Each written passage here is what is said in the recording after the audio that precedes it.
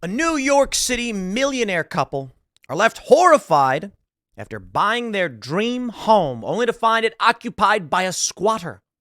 Now, I'll start off by saying I don't inherently just trust the people that ran to the press. Arguing the guy who lives there is a squatter, maybe. The story goes that these two people wanted to buy a house. They want their kids to live in it. One of their kids has Down syndrome. A squatter is there and he refuses to leave. However, the squatter claims that he had an agreement with the owner before the home was sold, that he was the caretaker, that he would get to live there and he'd be paid a salary. I don't know that that's wrong. And this is a big challenge in a case like this. It may be the dude who lives there. They've released his name and photos of him. I mean, imagine this. There's an older guy and he says, I'll tell you what, I'll hire you.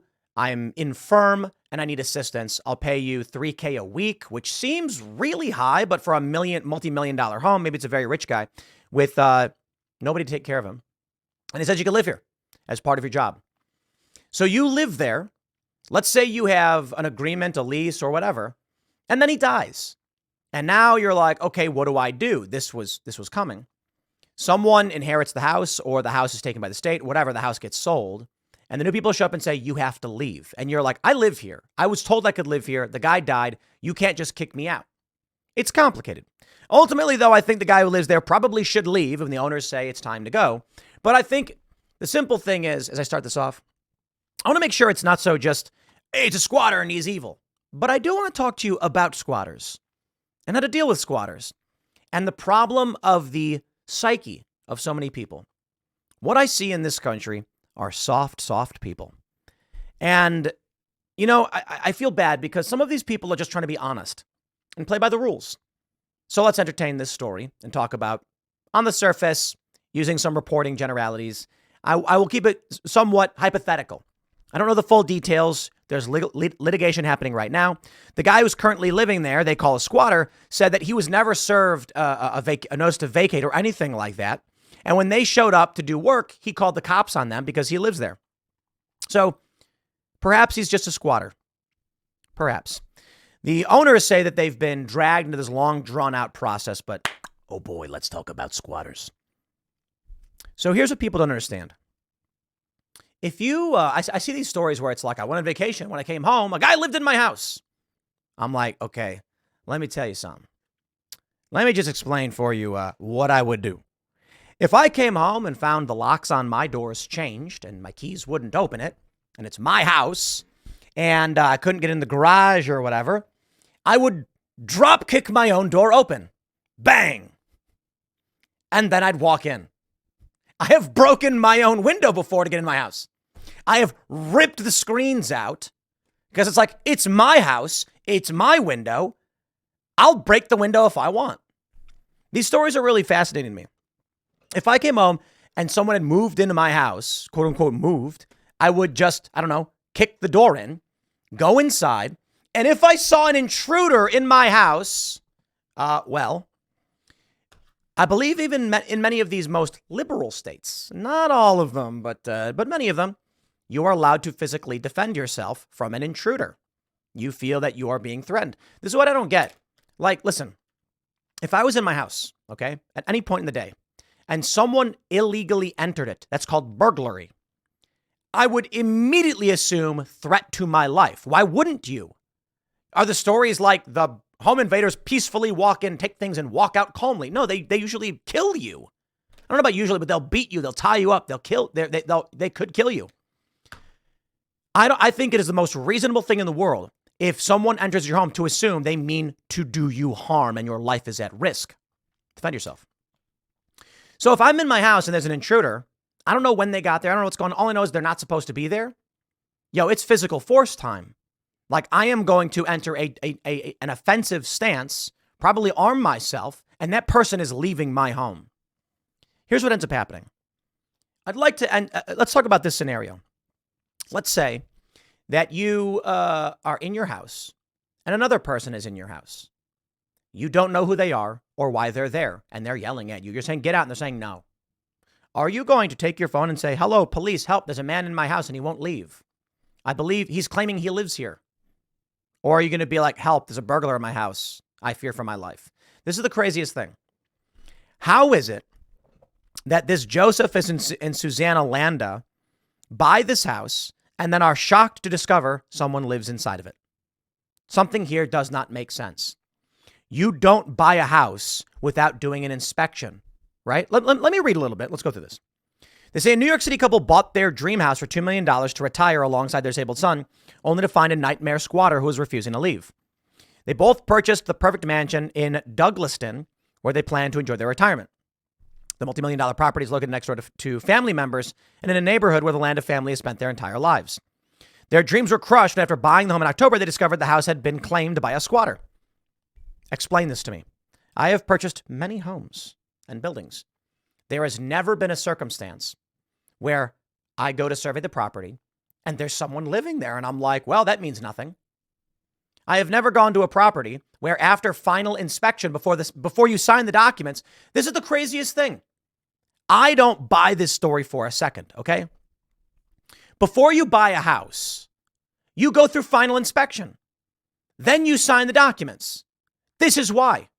So if on the day they're supposed to sign the finalizing documents, they go to the house and someone is living there, you then say, I'm not signing any documents as long as a person's living here. This is why I don't believe the family outright. I don't know about who the squatter is, but how did they buy a house without doing an inspection? Makes no sense. That's why these stories are always very strange to me. Like I'm saying, let me put it this way. I'm not a lawyer. It's not legal advice. I'm just saying, if I came home and my locks were changed, I'm kicking my own door in because I don't know or care why the key doesn't work. It's my house. And if I find a person in there claiming they live there, I am going to physically remove them by force. That's it. It's like there's no circumstance where there's a quote unquote squatter in my house. They're going to live there. It's not happening. But there are people in legitimate circumstances that will call the police and say, we came home from vacation and there's a man in it. This is why I don't believe these stories. I think something's off. I don't believe most of these stories. Say, I came home from vacation and there's someone living in my home. And the police say, it's a civil matter. Take it up with the judge. Why would you do that? In what circumstance would you? It makes no sense to me.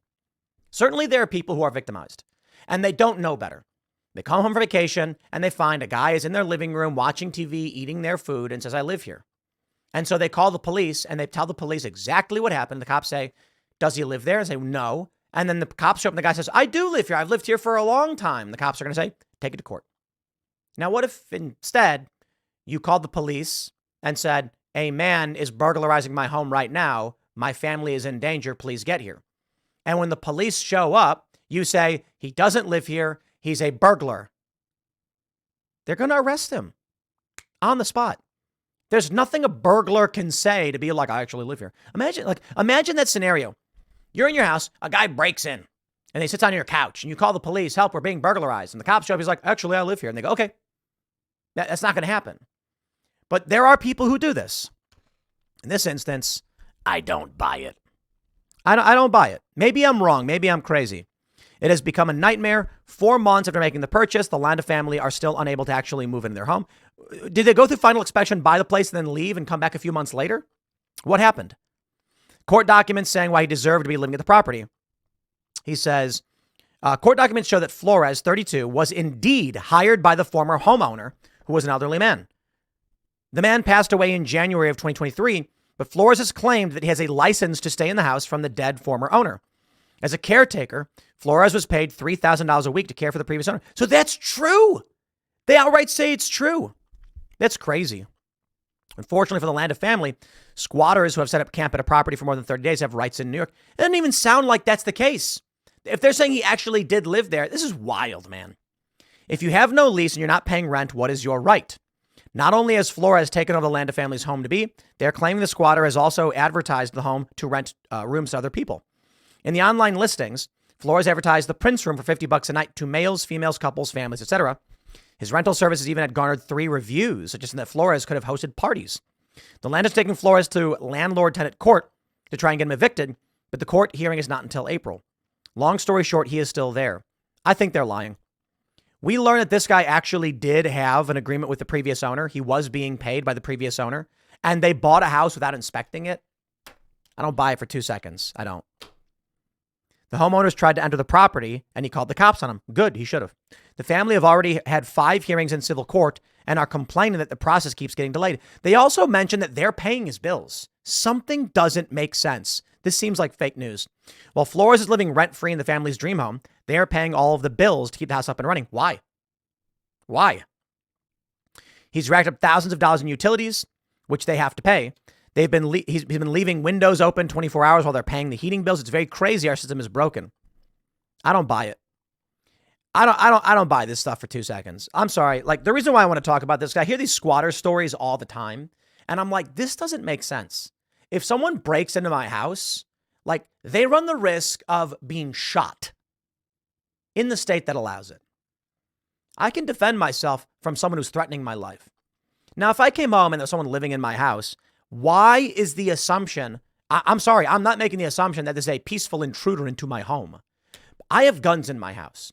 If I come into a stranger there, they could be armed because I have guns. I'm not taking that risk. That person is being ejected physically from the property. And I think that's reasonable. Somebody's lying. Anyway, whatever, man. I'll leave it there. Next segment is coming up tonight at 8 p.m. over at youtube.com/TimcastIRL. Thanks for hanging out, and we will see you all then.